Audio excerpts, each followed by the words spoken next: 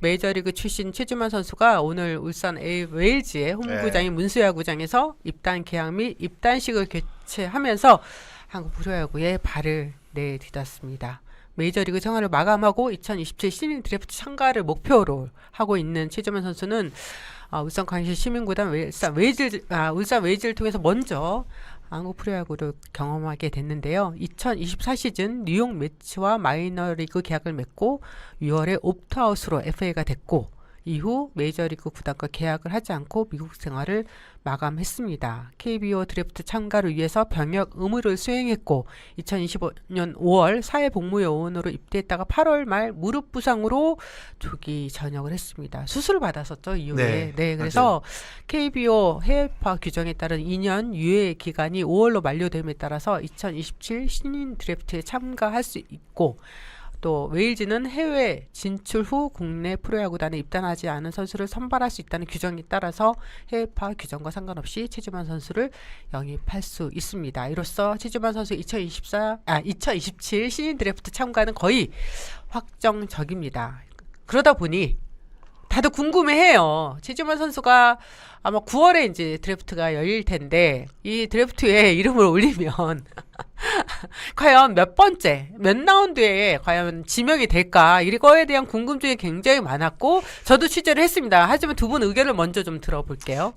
요 몇 번째 지명이 될 것 같다라는 거는 사실 맞추기가 어려운데, 네. 그러니까 추측을 해볼 수는 있겠죠. 그냥 결국 두 가지 같아요. 그러니까 건강하느냐, 네, 맞습니다. 건강하냐, 그리고 지금 이제 웨일즈에 입단을 했잖아요. 근데 이제 드래프트까지 시간이 거의 한 5개월 정도 남았단 말이죠. 그러면 단순하게 한 달에 20경기를 쳐도 한 80경기에서 100경기 정도는 네. 만약에 뭐 출전을 한다고 한다면 기본적인 에버러지가 나올 겁니다. 그 성적이 중요할 거 같아요. 건강하고 그리고 이제 퓨처스에서 성적을 과연 얼마큼 내느냐에 따라서 이 지명 순위는 조금 유동적으로 움직이지 않을까 이런 생각이 좀 그러니까 들어요. 순위가 문제지 지명은 될 거다. 그건 지명은 될 것 같아요. 왜냐면 지금 그 드래프트를 보시면 거의 뭐 8번부터 11번까지 정말로 입단했다가 바람처럼 사라지는 시리즈들이 많죠, 굉장히 많죠. 많습니다. 많죠. 그러니까 우리가 생각했던 것보다 훨씬 많거든요. 그러니까 그런 걸로 생각을 했을 때 최지만의 커리어, 건강하다, 제가 아까 말씀드린 그 두 가지가 어느 정도 확인이 된다고 한다면 그래도 중간 정도는 뽑히지 않을까라는 생각을 해요. 그리고 이제 최지만 선수가 91년생입니다. 근데 최영호 선수가 83년생이에요. 그러니까 단순하게 비교하기는 좀 어렵겠지만 못지않은 사실 커리어를 갖고 있단 말이죠. 근데 나이 차이로 만약에 따진다고 한다면 8살, 7살, 8살이니까 앞으로 최지만 선수가 KBO 리그에 입단을 해서 최소한 3년에서 5년 이 정도는 저는 활약할 수 있다고 보거든요. 네. 윈나우를 네. 지향하는 팀들은 충분히 가능성이 많고 네. 왜냐면 2년 공백이라는 것도 참 리스크이긴 하지만 눈 굉장히 좋잖아요. 그렇죠. MLB에서도 증명한 맞아요. 그 눈도 좋고 빠른 볼도 잘 치고 물론 공백은 이 남은 그 짧은 기간 안에 이제 극복을 해야 되겠지만 저도 뭐 순번은 맞추긴 좀 어렵겠지만 지명 가능성이 매우 높다 저는 그렇게 생각합니다. 그리고 이제 홈런을 많이 때리지 못하는 팀한테는 굉장히 큰 메리트가 될 수 있어요. 오히려 그런 부분을 생각을 했을 때 그래서 아까 제가 말했던 그 피로 충족 그 요건이 두 개가 된다고 한다면 오히려 조금 더 빠르게 지명이 될 가능성도 있지 않을까라는 생각이 들고 그러니까 전체적으로 그런 것 같아요. 그 드래프트에 그 우리가 지금 흔히 얘기하잖아요. 드래프트를 앞두고 올해 드래프트는 과연 좋은 선수들이 있느냐. 네. 그렇죠. 그게 1라운드, 2라운드에 과연 뭐 진짜로 몇 명이 리그를 있느냐. 그러니까 네. 뭐 청소년 대표 출신 뭐 지금 미국에서도 관심을 갖고 있는 뭐 유망주들 이런 선수들이 많은 시즌이 있고 그렇지 않은 시즌이 또 있단 맞습니다. 말이죠. 네. 그런 것들도 무시 못 하거든요. 영향을 미치죠. 노란 그렇죠. 취재하셨잖아요. 네, 모레. 네. 네, 그래서 그런 것들도 좀 영향을 끼치지 또 않을까 누나 생각을 또 해요. 네. 노른자 쪽 취재가 있으니까. 스카우트 뭐 각 팀의 팀장들 또 뭐 다른 파트에서 계시는 단장님도 또 다 연락을 좀 해봤었어요. 그런데 제가 어느 팀이라고 말씀 안 드리겠습니다. 이번 2027 신인 드래프트 순서는 지난 시즌 역순이잖아요. 역순. 네, 그래서 키움부터 1순입니다. 키움, 두산, 기아, 롯데, KT, NC, 삼성, SSG, 한화, LG 순입니다.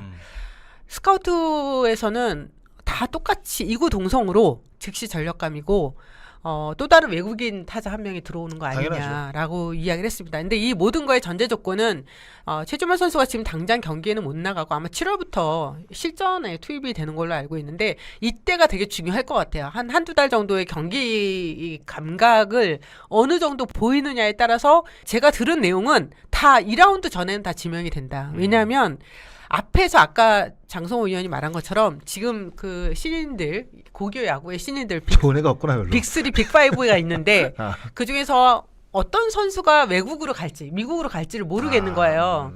지금 뭐 광주 제일고의 뭐 박찬민 선수는 필라델피아랑 계약이 됐다고 했다가 또 필라델피아가 지금 아직 그 돈을 못 만들어서 만들어져가지고, 네 맞아요. 그래서 지금 보류 중이라고 하는데 한두 명은 갈 것 같거든요. 가장 넘버 원은 지금 부산고의 하현승 선수를 꼽고 있고 원래 작년 겨울까지만 해도 빅3 하면 부산고의 하현승, 엄준상 안 들어가요? 서울고의 김지우, 덕수고의 엄준상이었어요. 엄준상, 근데 그렇지. 올해는 조금 변화가 있대요. 아하. 아직 김지우 선수가 좀 좋은 모습을 아직 보이지 못하고 있고 이 세 선수 모두가 투타 다 경험을 하고 있거든요. 네. 그러니까 엄준상 선수는 스카우트 파트에서는 약간 그래도 유격수다. 이 선수는 투수보다는 유격수 쪽이 좀 맞다라고 보고 있고 하현승 선수는 정말 다 잘한대요. 두 개 다. 투타 다.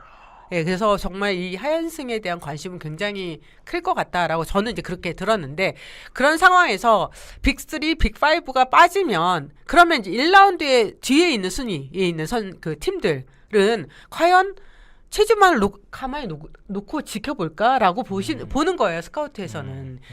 그 팀에서는 과연 뽑아가지 않을까? 그리고 만약에 뽑은 팀이 이제 일루수가 필요한 팀, 그 다음에 거포 필요한 팀, 그리고 야구장이 좀 작은 팀. 그러면 뭐 SSG 아니면 삼성 라이온즈 될 수 있잖아요. 라팍이 좀 작은 편이니까.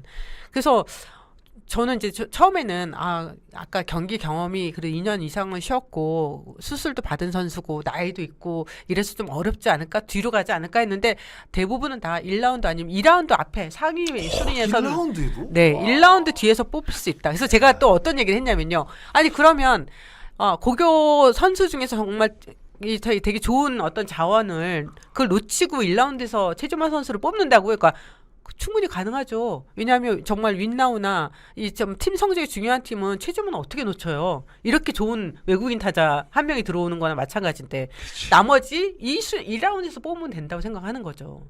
그래서 이렇게 될 경우에는 최주만 선수가 지금 웨일즈에서 보이는 퍼포먼스가 엄청 중요하겠다라는 생각이 들었고 여러분들 아시겠지만 드래프트에서 뽑히면 연봉이 3천만 원이잖아요. 계약금 없이 최주만 선수를 연봉 3천만 원에 사용할 수 있는 거예요.